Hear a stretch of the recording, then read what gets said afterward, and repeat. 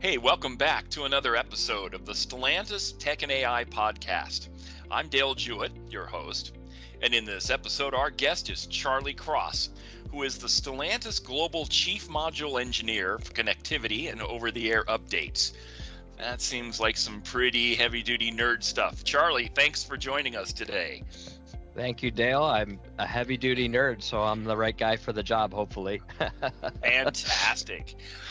Well, first of all, since that was a bit of a mouthful of a title, why don't you tell me exactly what the Global Chief Module Engineer for Connectivity and Over-the-Air Updates does?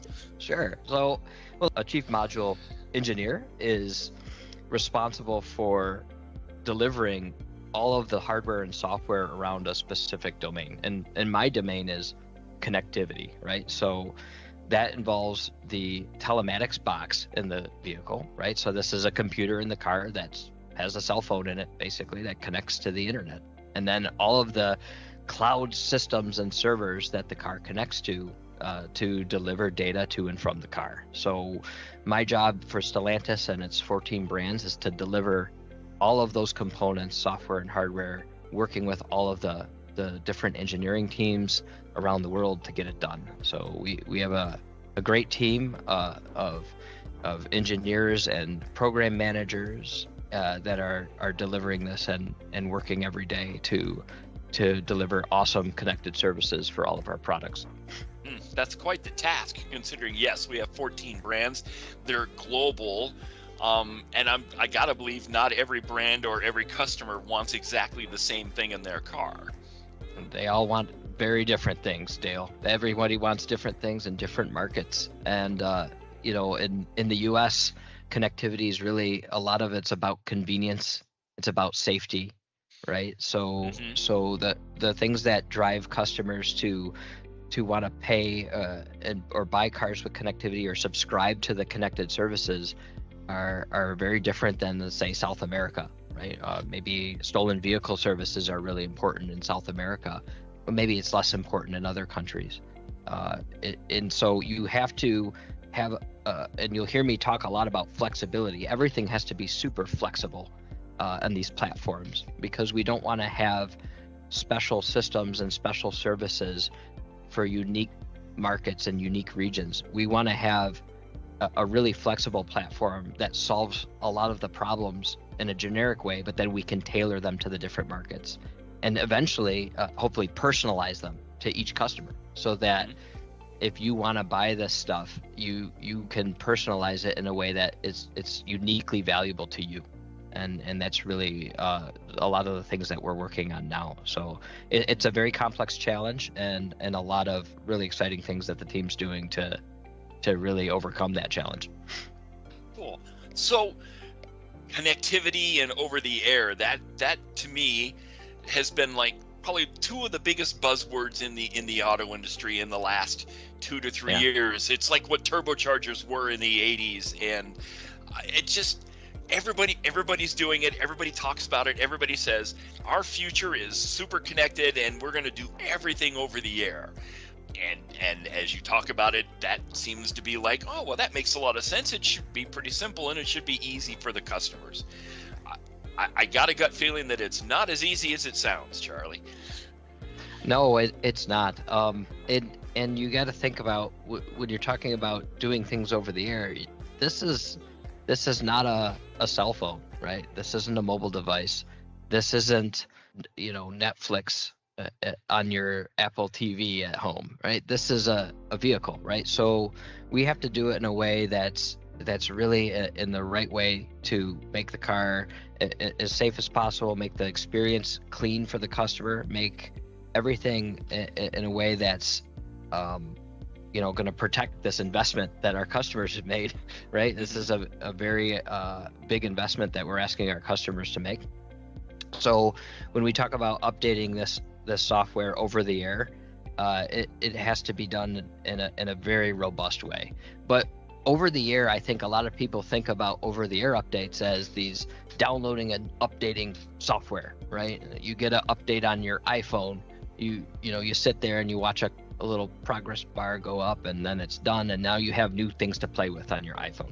That absolutely is is one of the things that we do. But one of the things that we also do when we talk about over the air, it's also a lot more bite-sized. And I'll give you some examples. But we don't just use over the air capability to send new software to the car that's downloaded and installed on the car, but we actually use over the air to send instructions to the car to do things differently, day by day, hour by hour even. And this is a new type of capability that I think Stellantis is leading in, and other OEMs are following. But we're actually able to really take the brains of the car.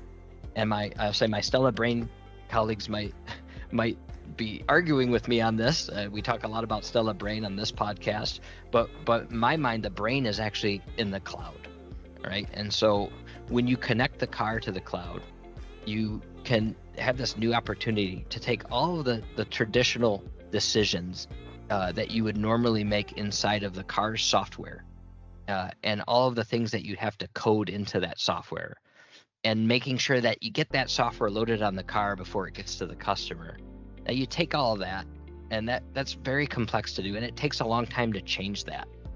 But now what if you take all those decisions, instead you push them into the cloud, and then you have the car wake up as you turn it on and ask the cloud, hey, what do you want me to do for you today?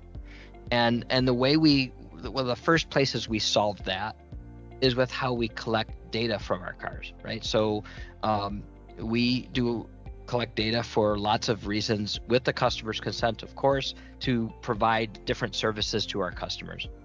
Simple things like, what's your oil life left? What's your tire pressure?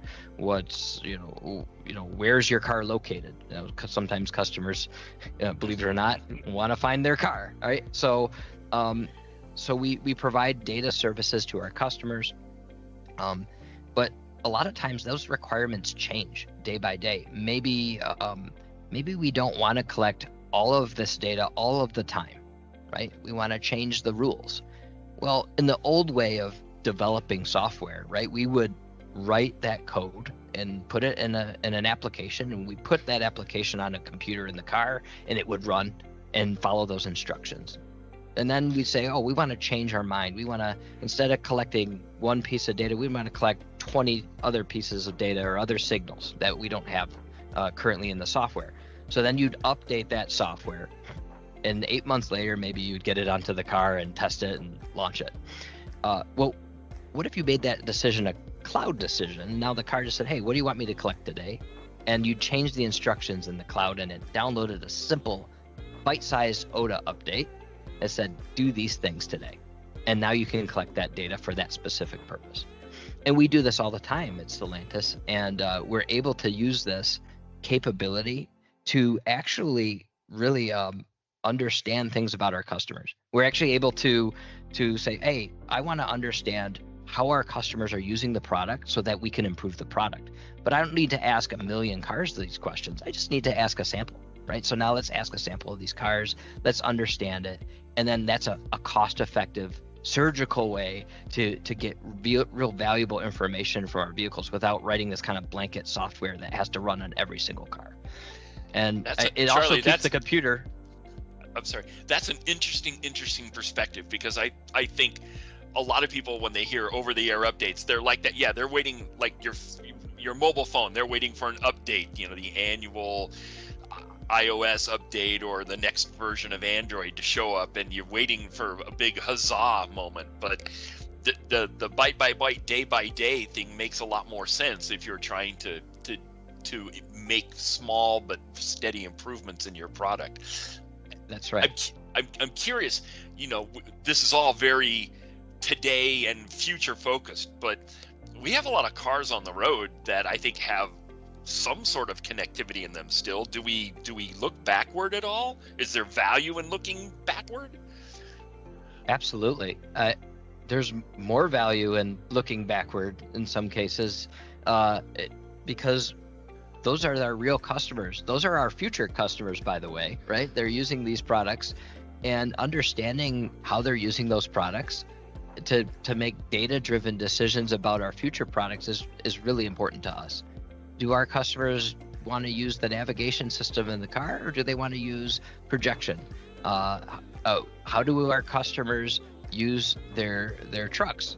We actually we can use what we call synthetic sensors, actually, which is a really exciting, I'll say nerdy thing that we do. But we can actually measure the load on the air suspension of our trucks, and then infer if our customers are loading up the bed of their truck and how much weight they're putting in the bed of their truck. And now we can see what kind of payloads our customers are driving around in their Ram trucks, and understand how they're using the product better. And we can make decisions about that product. And so in a way, going backwards is super valuable to us, and backward compatibility is super important to us.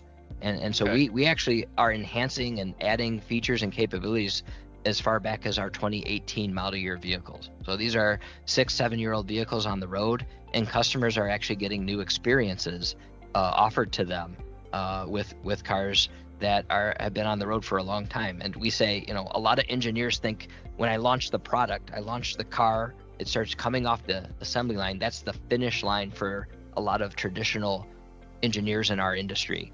And then for the software folks, it's a starting line. Right now, I can start doing stuff with this car and start iterating on the software and making this experience even better than what we originally planned for that customer. And that's what connectivity is all about. That's really cool. I love the payload example. I'm curious, when we're collecting that data, is there a way to tell the truck driver, hey, did you realize you have X amount of weight in your bed, and absolutely that leaves you this much percentage before you've reached the rating of the vehicle? Why not? And why not make it so the customer can decide what they care about and not? And Dale, have you ever forgotten anything? Have you ever felt you've been forgetful about anything in your life? Well, I mean, I know it's a generic question, but let me give you one example where I'm forgetful. And this is a problem that we said, we got to solve this one, guys. I left my windows down. I left them down. I'm a truck driver. I have a Ram 1500. I left it in the driveway. And it rained, and I came into a soaking wet, that beautiful interior, that leather, right? Oh man, I getting this all wet. So I got it to get all dried off. I said, this is a solvable problem. And so we created a proof of concept. We called it Window SOS, right? So now I said, okay, we know the windows are down. We're capable of asking the car that question remotely from the cloud. Are the windows up or down? And we also know where the vehicle's located. And we also know the weather in that location, right? So we can stitch together all of these different pieces of information, and we can say, hey, guess what? You forgot to roll up your windows, and you might want to roll them up because there's a storm coming. It's a very simple, micro, convenient service. And Dale, I don't know if you're like me, but if you're forgetful like me, I think that's something you think is valuable. Hey, this is nice. I got nudged by my app. Hey, roll up your windows. And little things like that, I think, are really awesome features that we want to build and bring in for our customers. I would agree wholeheartedly. I would be guilty of leaving sunroofs open and having it rain. And there you go. It's the same. So usually it's in the vent position, not all the way open. But I've also been guilty of times of saying, oh man, I didn't mean to leave the car unlocked overnight. Yep. So we actually built a service now. I can schedule a remote every night. So even if I forget, I always know my car locks up. Same as your smart home, right? If you have a smart home, a lot of techies like to have smart locks and lights automatically turning on and off. Your car is just an extension of that smart home, right? Now you can automatically lock it at night, and that's the kind of stuff that when we talk about the convenience side of things, that's stuff that people really like, and people are willing to pay for. Very much as a consumer, very much. And by the way, the answer to the question of do I forget things or not depends on who, am I answering this or is my wife answering it? Because there's a big gulf in the between those answers. So Charlie, these are really, really cool features that I think most any customer would want to have. I mean, I want the window closing alert already. What are the challenges? What are the barriers to us getting this into our vehicle quickly? I think I think Dale, we're definitely getting closer every day of having all these different cool bells and whistles. But you want what you want isn't the same as what every customer wants, right? Some customers, I park in a garage, I don't need this feature, right? So we have to make it in a way that's really personalized to the customer experience. And so what I want to see and what we're working through is making all of these types of experiences really highly flexible. Again, that flexibility is key to all of this, and configurability by the customer. And so you can say, hey, I want to have this feature on or off. I want to lock my car at a specific time, but maybe I want to unlock it at a different time. Maybe I want to start it on Tuesdays, but not Wednesdays, and all of these other things. And so we really need to make this super compelling, configurable experience for our customers. And it goes beyond just connectivity, but we also use the connectivity to help the customer configure things like their in-vehicle infotainment. Right? So what if I want to change the colors or the style of the infotainment, right? And so not only building connected services with this OTA capability, but also using it to send updates and let the customer change the styling and design of some of the things in their screens and displays on the car. So I think all of this stuff that we're building towards with the smart cockpit is really exciting, and it is challenging, but it's close. I think the big thing that we have to be careful about really is making sure we're doing it in a way that's protecting our customers' privacy, right? And so we're very careful about how we manage customer consent, how we manage all of the things around making sure that we're doing this in a way that I say we're not to be creepy to the customer, right? We want the customer to be a partner with us in using this data collection in a way that makes their experience with the vehicle better. It's really all about the customer and making their connected vehicle experience the best it can be. So that's how we're approaching it.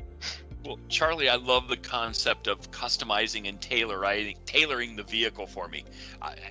As an example, a couple weeks ago, I got a Pacifica hybrid minivan, and was moving out of a Grand Cherokee, and it's cool. But what I realize is I also sat, as soon as I took delivery of the vehicle, I think I sat for about 15 or 20 minutes just in the parking lot, going through all the menus on the screen, customizing everything, tailoring everything the way that I wanted Yeah. it to.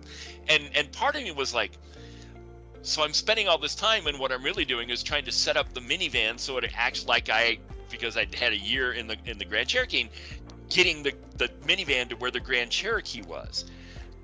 So hopefully at some point you or your teams think about, okay, how do I not make Dale spend 15 or 20 minutes to customize his new car? It's a great customer problem. I love thinking and diving into this is a customer problem that's solved with connected vehicle data.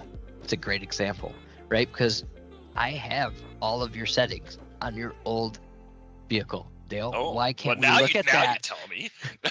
well, I don't know if I have it, but we have the capability, right? Let's ask the questions to your old car. Let's ask those questions. What did Dale want? What was Dale's preference, right? Yeah. How did Dale position the seat? How did he like to drive? What were his favorite radio stations?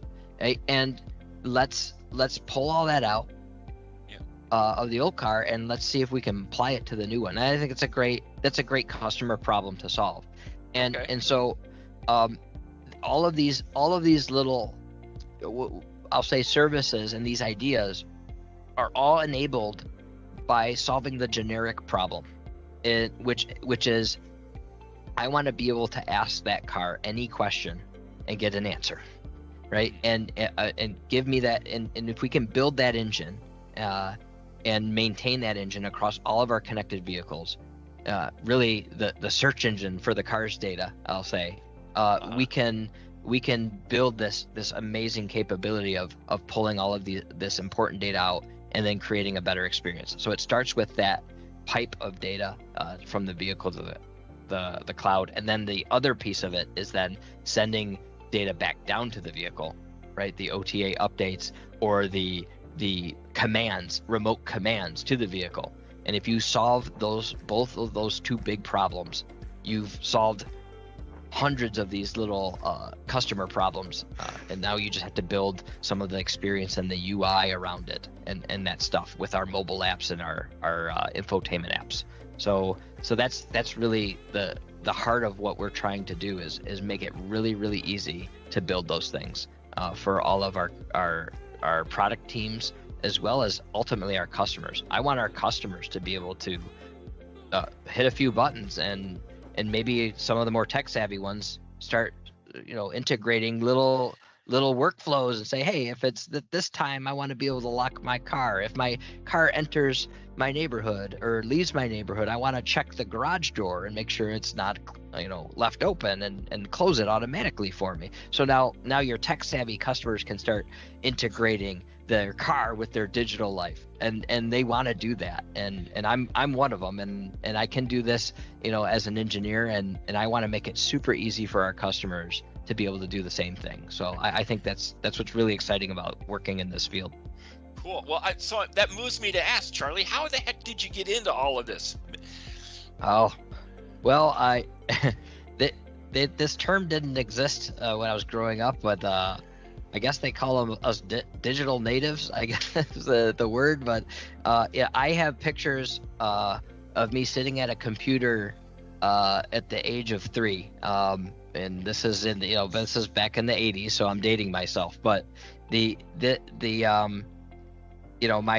dad saw the future. He was wise. He saw the future of computing, and put me into a computer at a very young age. And I have early memories just always being into a computer. We built those computers in the 90s. Those were really great days. That was a great era of computing where things were changing so fast, and so you're constantly building new computers and getting new parts, and I did that with my dad and my sister, and he exposed us to all of those great things with computers and games. And then just it naturally fell into, well, let's start doing some computer programming and all of those things in high school, and then going into college, I went and studied software engineering. And in the early 2000s, software engineering actually wasn't a degree you could get. It was a new concept in the early 2000s. It actually at U of M Dearborn, I was part of the first undergraduate class and one of the first undergraduate software engineers in Michigan. It's kind of an interesting fact, and now it's pretty commonplace. But computer science was always a thing, but software engineering was a new concept, which was the fusion of computer science and practical, business and application and applied engineering disciplines. So it really got me into this. And then I would say from there, just constantly tinkering and playing with computers my whole life. And I can hear my wife listening to this podcast now, laughing, calling me a nerd, just like, oh boy, you just love talking about this stuff all the time, Charlie. But that just the thing about computers and software that I think is just amazing is you really don't need a lot to get started. You have a computer, you have an internet connection, and a couple of good ideas. You can go very, very far. And if you look at all of the big multi-billion dollar tech companies, that's how they all started. Just a couple of guys or young men or young women who went and got some really good ideas and a computer and a little bit of caffeine maybe, and they got going. And that's what's so magical to me about software, Dale, is that it's just it gets created out of nothingness, just your ideas, and it's just a beautiful thing to me. So Charlie, I'm curious, why cars? Why shouldn't you have gone to Silicon Valley or aerospace, build rockets and stuff? That's that's the other interesting part of I guess my family history. So there's another startup company that my family was tied to, and it was actually a little startup called Chrysler. So I had a great grandfather his name was John Cross. He actually got a phone call from Walter P. Chrysler one day to come over from Maxwell Motors to be the chief accountant for Chrysler. And so my great grandfather was an accountant for Chrysler many years ago, and my grandfather he and my dad, they didn't work for the company, but they were, my grandpa was involved in the automotive industry quite heavily. And so when I started here, growing up in Southeast Michigan, hey, I'm going to go work for a car company, I'll get a couple years experience, and then I'll go out to a tech company. I'll go work for a software company. I'll get out of here because I want to work for a tech company. That's what I want to do. I learned a little bit about this family history, and I thought that was kind of cool and kind of a nice emotional connection. But what really kept me around here is the tech company came to me, right? So you just wait around long enough, and all of a sudden now, hey, I am working for a tech company, and Well, I got what I wanted. And so, but I had this sort of, I think that people who are successful in our software division are people who have a tech mindset, but this automotive domain expertise. I think it's a fusion of those two things. It's not one, it's not the other. It's a fusion of both of those disciplines that make people really successful here. And I think we have a lot of good people. I've worked with some of the smartest people I know who have both of those mindsets, and they're doing a great job with what we're doing with connected vehicles right now. it's part of the excitement of being in Stellantis, without a doubt. I first ran across you a couple years ago, Charlie, and at that time you were staging a hackathon, probably one of the first hackathons we did as a Yeah, company. Um, yeah, is there still value in doing hackathons? Do we absolutely. get things out of them still? Oh, well, I can tell you, we get tremendous talent. We um, seeing we did the hackathon with some local university students. They came in, and we gave them a challenge, and they built some amazing things in a very short amount of time, and then just a weekend. And we hired several of them, and they're very successful, right? One of them joined my recent team that I was managing, and she's an extremely bright and talented developer. I think we need to broaden and grow that concept, and I think we need to simplify and democratize our connected vehicle tools and our software.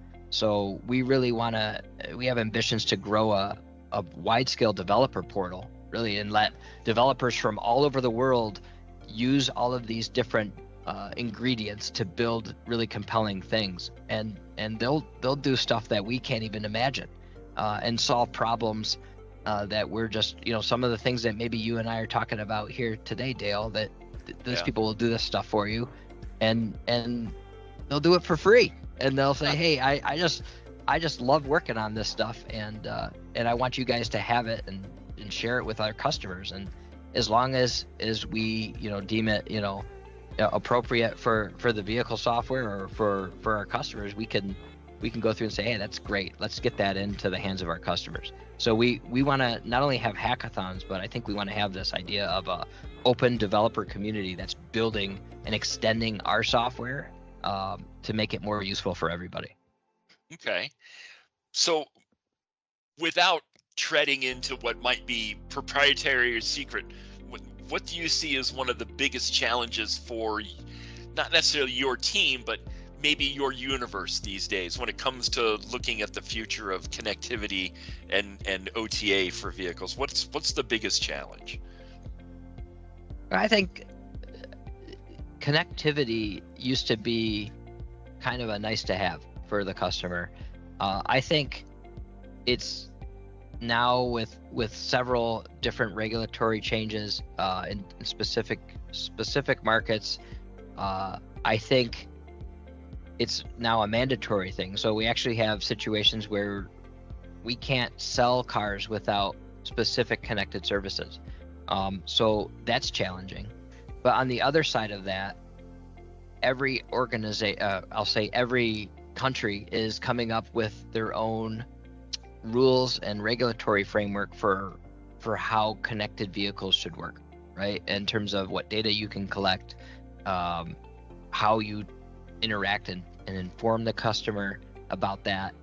And so I think we're navigating challenges around making sure that we're complying with all of these very unique sets of requirements without kind of drowning in that complexity. So I think all the industry is tackling this at once, and I think it's very fluid right now. I think the regulatory bodies and the governments are learning, and I think they're understanding and trying to help shape policy around that. And I think we just need to make sure that, again, we're flexible to be able to address those challenges and requests from different markets and different governments, so that we're able to continue to get these cars on the road. So but we're up for the challenge, and we have the right configurability and flexibility, I think, to support all of the different needs in different markets. One final thing, Charlie, when we talk about electric vehicles and electrified propulsion, a lot of times the discussion comes around to the fact that there's challenges today in the so-called recharging network. There's not enough chargers. The ones that are out there, they don't work, or someone hogs the charger. I think connectivity is, to me, there's a question there. How robust is the communication or the connectivity infrastructure? Because we're talking about doing a lot of great things, but it really relies on being able to have that flow of data back and forth, right? You have to design. You're absolutely right, Dale. You have to design the system to not be connected too, right? Because if you've ever taken a road trip out, across America, you're not going to have connectivity in a lot of places. Even us, in different parts of our state, have dead zones, and the cell network doesn't always work, and that's what's driving the connectivity. So you have to design a system that's fail-proof, right? And that if you don't have connectivity, does it still work? And so a lot of what we do, with a lot of engineering energy spent around making sure that when connections drop, things will work for the customer in the right way, and there's a plan B, there's a backup, right? So if you're putting the brain of the car in the cloud, you got to make sure that it has a local version of its brain to know how to function until it can reconnect the next time. And so we've done a lot of effort there. If you're collecting data but you can't connect to the cloud, well, let's back it up locally on the computer on the car, and then once it connects, we'll upload it later, right? So we've designed all of those elements into the system to make sure that it's a real robust system, and it's fail safe and future proof and all of those good things. But also I think the growth of 5G cellular connectivity and also the general expansion of the 4G networks, I think we're seeing more and more coverage of connectivity around the world, especially in in North America, in our region. So I think these problems are slowly going away, but they'll never be gone, and we always have to be prepared to handle those scenarios in our designs of our systems. Charlie, this has been a fantastic conversation. I really, really appreciate the time you give me. I love your thoughts. I want to tell you right here, right now, if you need another member of your beta testing team, I'm here to raise my hand, because I think some of that stuff would be a lot of fun, especially the next time I have to swap cars, and you can save me time in importing my settings to the new vehicle. But no, I'll sign you up, Dale. All right, this is some fascinating stuff, and I have a feeling we should get together in a year or two and see how much has changed and the amazing work that your team has done, so that you and I don't go out in the morning and go to a soaked seat because we left the windows open. That's right. Absolutely, Dale. Well, looking forward to it. All right. Well, thanks a lot, Charlie. And thanks to everyone who has been listening to the Stellantis Tech and AI podcast, where we speak with some of the brightest minds in the tech and automotive industries, like Charlie. We invite you to follow Stellantis Tech AI on LinkedIn and Instagram to join the conversation, stay updated on what's ahead, and be a part of the community exploring the fast line of technology and AI in the automotive world. We'll see you again soon.